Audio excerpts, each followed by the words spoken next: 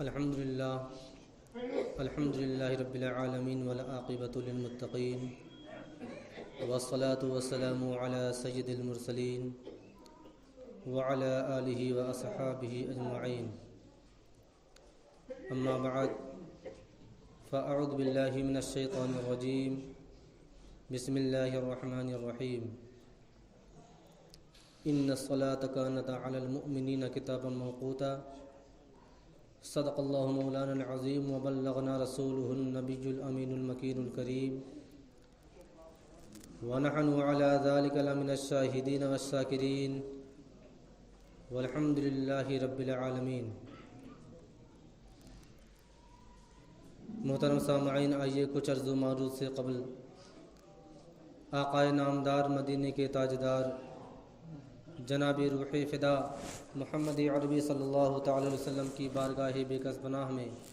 درود و سلام کی ڈالی نشاور کریں اور پڑھیں بآواز بلند اللہم صلی علی سیدنا شفیعنا حبیبنا کریمنا مولانا محمد مبارک وسلم صلاۃ و سلام علیک یا رسول اللہ صلی اللہ تعالی علیہ وسلم۔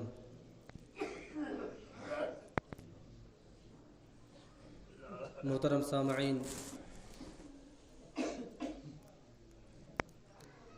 میں نے جس آیت کریمہ کا تلاوت کا شرف حاصل کیا اس میں اللہ تبارک و تعالی نماز کے متعلق اپنے بندوں کو مخاطب فرماتا ہے اور کہتا ہے بے شک نماز قائم کرو کیونکہ وہ تم پر فرض کر دی گئی ہے۔ محترم سامعین، اللہ تبارک و تعالی نے تمام عالم کے ہر انسان جن و بشر کو اسی وجہ سے پیدا فرمایا کہ وہ اللہ تبارک و تعالی کی عبادت و ریاضت کریں۔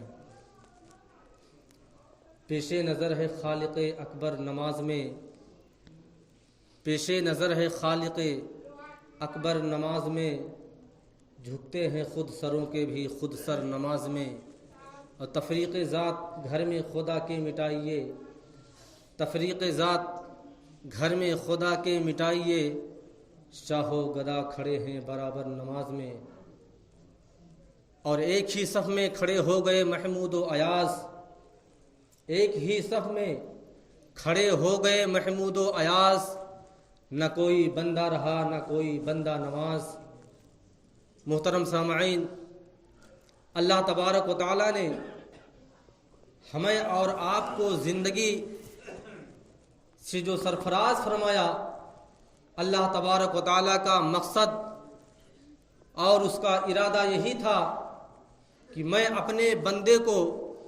دنیا میں بھیج رہا ہوں، اسے تمام نعمتوں سے سرفراز کر رہا ہوں، اسے ہر ایک نعمت عطا کر رہا ہوں، تو اے میرے بندے تو میری عبادت کر، کیونکہ اللہ تبارک و تعالیٰ کا فرمان ہے وَمَا خَلَقْتُ الْجِنَّ وَالْإِنسَ إِلَّا لِيَعْبُدُونَ، کہ میں نے انسان اور جنات کو صرف اور صرف اپنی عبادت کے لیے پیدا فرمایا۔ محترم سامعین، آج اپنا معاشرہ دیکھ لیجئے، آج مسجدوں کا جائزہ لیجئے، آپ کو گنے چنے لوگ ہی مسجد میں آپ کو نمازی ملیں گے، جبکہ آج عالم کیا ہے، لوگ جب اپنے بچوں کی پرورش کرتے ہیں تو جب بچہ جوانی کی دہلیز پر قدم رکھ دیتا ہے تو والدین کیا کرتے ہیں کہ کسی مولانا کے پاس جاتے ہیں، کہتے ہیں حضرت بچے کے لیے تعویذ لکھ دیجئے۔ اگر سوال کیا جاتا ہے کس چیز کی تعویذ، کیا مسئلہ پیش آیا ہے، کیا دقت کیا پریشانی ہے، والدین کی چونکہ خواہش ہوتی ہے، ہر والدین کی ایک دلی خواہش ہوتی ہے کہ اس کا بندہ، اس کا بیٹا نیک اور پرہیزگار متقی ہو جائے۔ اگرچہ وہ والد یا وہ والدین جو خود گناہوں میں ملوث ہیں، جو کبھی مسجدوں کی دہلیز پر قدم نہیں رکھا، لیکن پھر بھی وہ والدین یہ تمنا کرتے ہیں، یہ کوشش کرتے ہیں کہ میری جو اولاد ہو نیک اور پرہیزگار متقی ہو جائے، لیکن جب وہ اولاد جب جوانی کی دہلیز پر قدم رکھتے ہیں اور جب وہ اولاد نماز کی طرف رجوع نہیں کرتی ہے تو لوگ سوچتے ہیں، لوگوں کا خیال ہوتا ہے، بدگمانی پیدا کرتے ہیں کہ شاید میرے بچے پر کسی نے کچھ کر دیا ہے، اس وجہ سے یہ نمازوں سے بڑی دوری اختیار کرتا ہے، اس وجہ سے مسجدوں سے دور رہتا ہے۔ لیکن آئیے میں اپنے سنت رسول کے طریقے پر آپ کو بتاؤں کہ جو اللہ تبارک و تعالیٰ کے محبوب نے، ہمارے اور آپ کے نبی نے جو ہمیں تعویذ دے رکھا تھا، ہم نے اس کو ترک کر دیا ہے، ہم نے اس کو چھوڑ کے رکھا ہے، کیونکہ نبی نے فرمایا تھا جب تمہارے اولاد کی عمر 7 برس کی ہو جائے تو اس کی انگلی پکڑ کر کے مسجد تک لے کر آؤ اور اسے نماز پڑھنے کا حکم دو، اور جب تمہاری اولاد 10 برس کی ہو جائے اور اگر نماز نہ پڑھے تو اسے مار کر کے نماز پڑھاؤ، اور اگر وہی اولاد 10 برس کی عمر میں نمازوں کی پابندی کر لے جائے گی تو یقین جانو جب تمہارا بڑھاپا آئے گا تو تمہارے اور اپنے والدین کی نافرمانی نہیں کرے گی، اپنے والدین کے بڑھاپے میں خیال رکھے گی اور سوچے گی ہمارے والدین نے ہمیں مار کر کے 10 برس کی عمر میں نماز کا طریقہ سکھایا تھا، ہماری انگلیاں پکڑ کر کے ہمارے والدین نے ہم کو مسجد کی دہلیز پر لے گئے تھے، تو کل وہ بچے، وہ اولاد آپ کی کل آپ کی یقیناً بڑھاپے میں بھی فرما بردار رہے گی، اور جس بھی حال میں رہے گی، چاہے غریبی میں ہو یا مفلسی میں ہو، کسی بھی حال میں زندگی اگر آپ کی اولاد گزر اور بسر کرے گی تو یقین جانیے کہ اگر اپنا ایک روٹی کھائے گی اولاد تو آپ کو بھی ایک روٹی ضرور کھلائے گی۔ تب وہ کہنے کا موقع نہیں آئے گا کہ آج والدین بڑھاپے کی دہلیز پر قدم رکھ چکے ہیں تو ان کی اولاد، ان کے بچے ان کا کہنا نہیں مانتے۔ خود ہم اپنی اولاد کو، یا جو اولاد اپنے ماں باپ کی نافرمانی کرتی ہے اس کا ذمہ دار کوئی اور نہیں بلکہ اس کے والدین، اس کے ماں باپ خود ہوتے ہیں، کیونکہ اگر میں اسی بچے کو 60 برس کی عمر میں اگر نماز پڑھنے کی تلقین کی ہوتی، اگر میں نے اس سے ترغیب دی ہوتی کہ اے بیٹا تیری عمر 7 برس کی ہو گئی ہے اور میرے نبی کا فرمان ہے جب اولاد کی عمر 7 برس کی ہو جائے تو اسے نماز پڑھنے کا حکم دیا جائے اور اس کی انگلیوں کو پکڑ کر کے مسجد کی دہلیز تک لایا جائے، اسے مسجد کا راستہ دکھایا جائے، اور اگر وہ اولاد جب 10 برس کی عمر میں پہنچ جائے اور اگر نماز نہ پڑھے تو پھر اسے مار کر کے نماز پڑھایا جائے۔ آج لوگ کہتے ہیں کہ ہماری اولاد نماز نہیں پڑھتی، نمازوں کی پابندی نہیں کرتے، جوان ہو گئے، جوانی میں قدم رکھ چکے ہیں۔ میں کہتا ہوں کہ آپ کی اولاد نماز کیوں پڑھے؟ آپ نے تو کبھی مسجد میں آ کر کے سجدہ نہیں کیا، کبھی آپ نے نمازوں کی پابندی نہیں کی۔ نبی فرماتے ہیں الولد سرن بوالدیہ، یعنی اولاد باپ کا راز ہوتے ہیں۔ مطلب یہ ہوا کہ اگر کسی کو کسی کے باپ کے بارے میں جاننا ہے تو اس کی اولاد کی حرکت کو دیکھ لے۔ آج اگر گلی میں کوئی بچہ گھومتا ٹہلتا ہے، اگر کوئی بچہ، ان بچوں میں کوئی بچہ بہت شرارت کرتا ہے تو لوگ کہتے ہیں ارے فلاں کا بیٹا ہے، ارے جب اس کا باپ اس طرح تھا تو بیٹا ہی کس طرح رہے گا، لوگ کہتے ہیں نا۔ لیکن میرا کہنا ہے کہ اگر آپ اپنی اولاد کو نیک اور پرہیزگار بنانا چاہتے ہیں تو اسے نمازوں کی تلقین دیجیے، اسے نماز پڑھنے کا حکم دیجیے، اور ہمیشہ کوشش کریے، اور صرف آپ کے کہنے سے نماز نہیں پڑھے گی۔ ہر بچہ چھوٹا ہو یا بڑا ہو، ہمیشہ بچے کا نظریہ یہ ہوتا ہے، وہ یہ دیکھتے ہیں کہ ہمارے والدین کس راستے پہ جا رہے ہیں۔ اگر آپ مسجدوں کے دروازے کو کھٹکھٹائیں گے، آپ 5 وقتہ نمازوں کی پابندی کریں گے تو آپ کی اولاد آپ کو دیکھ کر کے آپ کے ہی نقش قدم پر چلے گی، اور اگر آپ گناہوں میں ملوث رہیں گے، اگر آپ ٹیلی ویژن اور موبائلوں میں دیکھتے رہیں گے اور دوسری طرف اپنے بچے کو تربیت دیں گے کہ اے بیٹا موبائل نہ دیکھو، یہ نہ دیکھو، فلاں فلم نہ دیکھو، تو یقین جانیے جب تک آپ خود نیک راستے پر نہیں چلیں گے آپ کی اولاد کبھی نیک راستے پر نہیں چل سکتی ہے. کیونکہ آپ ہمیشہ اگر ٹی ویوں موبائلوں میں لگے رہیں گے تو جو اولاد آپ اپنے باپ کو کرتے دیکھتی ہے اسی راستے پر وہی راستہ اختیار کرتی ہے اور اسی راستے پر چلنے کی کوشش کرتی ہے. بریلی کے سرزمین پر ایک ذخیرہ نامی محلہ ہے. وہاں کے 2 لوگوں نے ایک تنظیم بنایا، ایک کمیٹی بنائی لوگوں نے، 2 لوگوں نے مل کر کے، کہ بریلی کی سرزمین پر لوگوں کو نماز کی طرف رجوع کرنے کے لیے کوشش کی جائے. اور جب ان لوگوں نے کوشش کی لیکن پھر بھی کوئی نماز پڑھنے نہیں آتا تو حضور اعلیٰ حضرت کی بارگاہ میں استفتاء کیا، مسئلہ پوچھا، فتویٰ مانگا کہ حضور جو لوگ نماز نہیں پڑھتے یا نماز کی طرف مائل نہیں ہوتے ان کے بارے میں شریعت کا کیا حکم ہے؟ حضور اعلیٰ حضرت نے فرمایا کہ پہلے تو ان کو نرمی سے سمجھایا جائے اور نماز کی طرف ان کو مائل کیا جائے. اگر وہ آپ کی باتوں کو نہیں مانتے ہیں تو معاشرے کے بااثر لوگ، مؤثر لوگ حضرات، جن کا محلے پر، گاؤں پر دبدبہ ہوتا ہے، جن کی باتوں کو لوگ مانتے ہیں، جن کے اندر یہ کلا ہوتی ہے کہ اپنی باتوں کو اچھے سے منوا لیتے ہیں، ان سے کہا جائے. معاشرے میں ایسے لوگوں کو چنا جائے کہ جن کی بات بچے اور بڑے ہر کوئی مانتا ہو، انہیں لایا جائے سامنے اور ان سے کہا جائے کہ آپ کہیے نماز پڑھنے کے لیے. اگر پھر بھی نماز نہیں پڑھتے تو پھر حضور اعلیٰ حضرت فرماتے ہیں ایسے لوگوں کے بارے میں میرا فتویٰ ہے، فتاوی رضویہ میں یہ فتویٰ درج ہے. آپ فرماتے ہیں کہ ایسے لوگوں کا پھر بائیکاٹ کیا جائے، ایسے لوگوں کے دعوت میں نہ جائے، ایسے لوگوں سے کلام نہ کیا جائے، ایسے لوگوں سے بات چیت نہ کی جائے، ایسے لوگوں کے شادی بیاہ میں نہ جایا جائے اور ایسے لوگوں کے ساتھ اٹھنا بیٹھنا ترک کر دے، چھوڑ دیا جائے. اب آج ہم اپنا معاشرہ دیکھیں، ہم تو آج اپنے بچوں کے ساتھ بھی بولنا ترک نہیں کرتے. آج اپنی اولاد کے ساتھ بھی ہم یہ رویہ اختیار نہیں کرتے جو اعلیٰ حضرت نے فتویٰ دیا تھا کہ سارے معاشرے کے لوگ ایسے لوگوں کا بائیکاٹ کریں جو نمازوں کی پابندی نہیں کرتے. لیکن آج اپنا معاشرہ دیکھیں، اپنا گھر بار دیکھیں، کوئی باپ ایسا نہیں ہوتا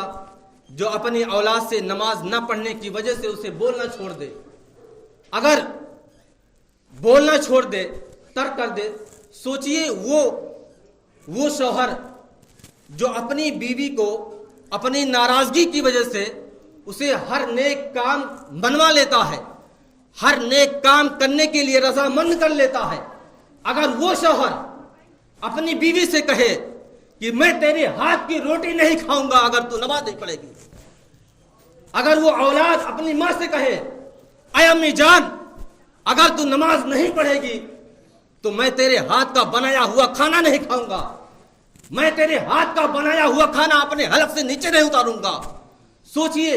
وہ ماں جو اپنی اولاد کے لیے ہر کچھ قربان کرنے کے لیے تیار رہتی ہے،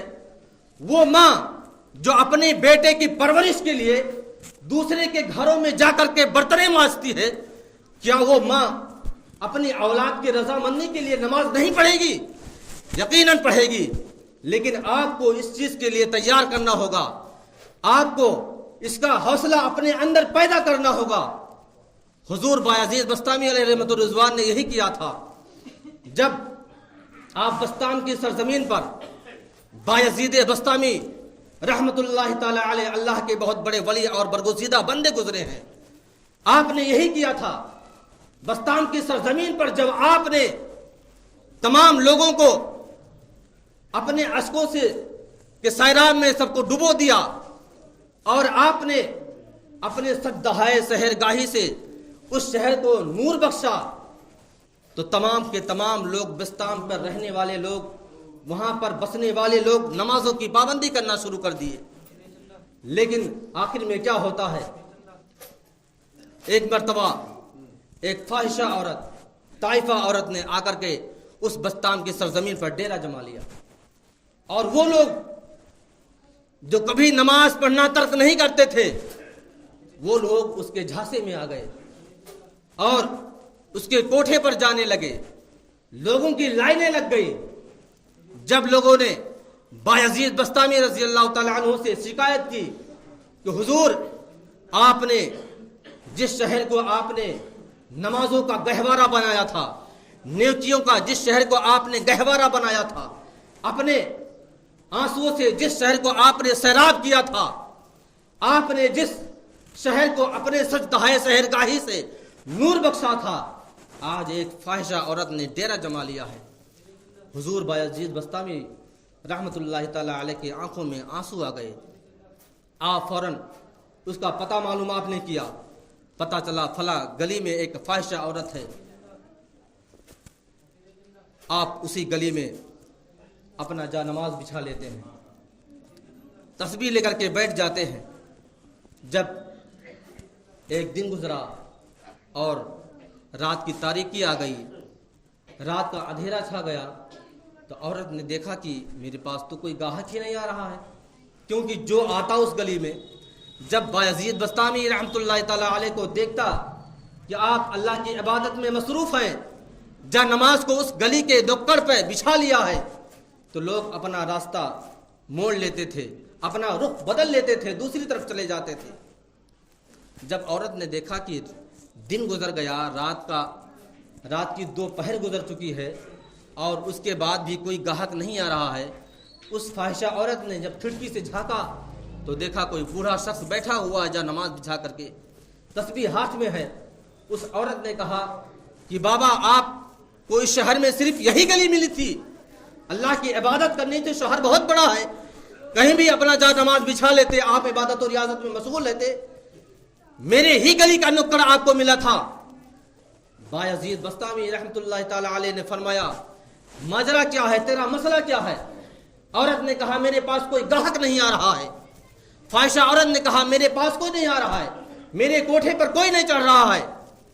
حضور بایزید بستامی رحمت اللہ تعالی علیہ نے فرمایا، آج کی رات کا گاہک میں ہی تیرا ہوں، بتا تیری قیمت کیا ہے ایک رات کی؟ اس کے بعد بایزید بستامی رحمت اللہ تعالی علیہ نے اس عورت سے قیمت طے ہو جاتی ہے، اور آپ نے فرمایا، اے عورت، آج کی رات کی قیمت میں تیرا ادا کر چکا ہوں، اور جیسا جیسا میں کہوں گا ویسا ویسا تجھے کرنا ہوگا۔ فاحشہ عورت تیار ہو جاتی ہے۔ بایزید بستامی رحمت اللہ تعالی علیہ جب کوٹھے کی سیڑھیاں چڑھنے لگے، جب شہر کے لوگوں نے دیکھا